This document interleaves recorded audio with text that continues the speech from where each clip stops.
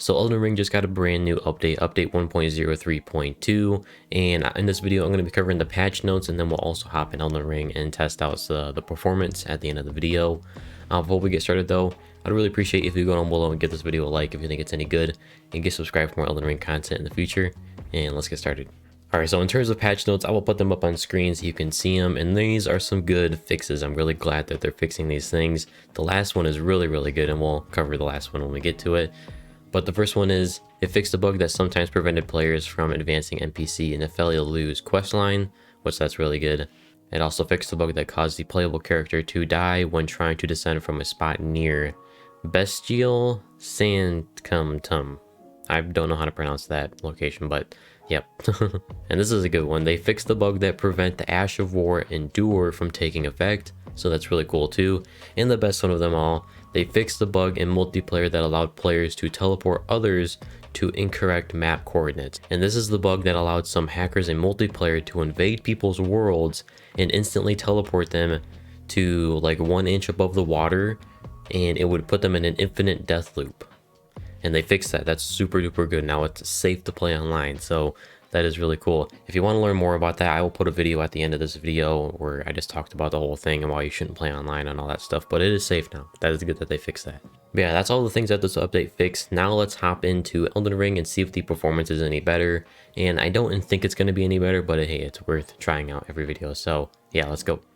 Alright, so we're in Elden Ring, we're at the FPS counter up, and as you can see, the performance is relatively the same as it has been. We're at maximum settings at 1440p, and we are recording, that's why it is below 60. When I'm not recording, it is locked 60 all the time, because when I'm recording on OBS, the like video processing rendering goes onto my GPU and not my CPU. So yeah, that's why it does take a performance hit when I am recording, but the performance is pretty much the same. Hasn't really changed through the past couple of updates. But the thing I'm more interested in is, yeah, as you can see, it goes on to above 55. It has been doing that through the past updates, and as I said, if I'm not recording, it is above 60. But what I want to see is if I go through this loading zone, does my frames drop? Because that's the problem I was having last update, and like all the previous updates, is when I go through this loading zone right here. Yeah, look at that. My frames dropped to 49.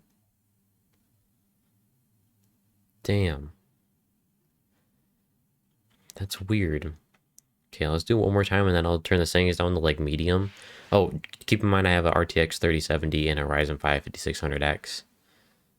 And didn't drop that time too bad. I went down to about 58, I think.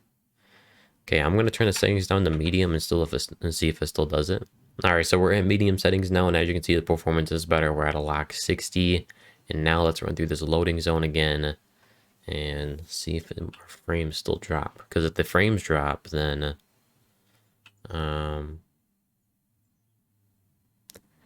yeah, they still drop down to 55, and they shouldn't do that. See, the reason it's dropping is because when we're going through this loading zone, it's loading new content in, and normally, especially on medium settings with a really high-end PC like I got, it shouldn't drop. And if you're on a lower-end PC, those drops are going to be much more noticeable, and that's where your frame stutters are coming in at. But yeah, I don't know. And I know it's a loading zone because it does it literally every time you run through here. And that's on the 58. It seems to do it more when you run through this way. Yeah, 55 right there every single time. Yeah, I don't know. Performance otherwise through the like just average playing of the game is just, it's been normal, just hasn't really changed that much.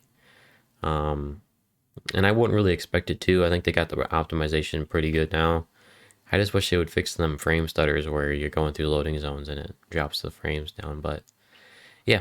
And yeah, hope you guys found this one helpful. If you did, then hey, go down below and give this video a like, and then get subscribed for more update videos for Elden Ring in the future. And yeah, hope you guys have a good one, and I'll see you on the next one. Peace.